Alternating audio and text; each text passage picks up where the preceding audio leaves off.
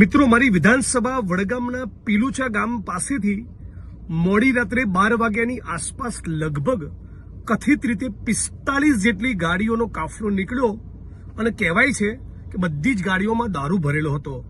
સંજયસિંહ રાજપૂત નામના કોંગ્રેસ પરિવારના મારા ટીમના સાથીએ એક જડબે સલાક સ્ટિંગ ઓપરેશન કરી બધી જ દારૂ ભરીને જઈ રહેલી આ કથિત ગાડીઓનો કાફલો કેમેરામાં કેદ કર્યો અને એનો વિડીયો સોશિયલ મીડિયામાં વાયરલ કર્યો છે. આ મુદ્દે જિલ્લા કલેક્ટર, આઈજી પરીક્ષિતા રાઠોડ અને ડીજીપી ત્રણેયને મેં જાણ કરી છે. સ્ટેટ મોનિટરિંગ સેલમાં પણ જાણ કરી છે. આશાના અપેક્ષા રાખું છું કે બનાસકાંઠા જિલ્લા તંત્ર એ તાબડતોબ આમાં ક્રિમિનલ ઇન્વેસ્ટિગેશન શરૂ કરે. જે પણ અધિકારીઓની ફરજ બેદરકારી આમ આવતી હોય એમને ન કેવળ સસ્પેન્ડ કરવામાં આવે, એમની સામે ફોજદારી ગુનો પણ દાખલ કરવામાં આવે અને સંજયસિંહ રાજપૂત જેમણે આખો પર્દાફાશ કર્યો એમને પ્રોટેક્શન આપવામાં આવે.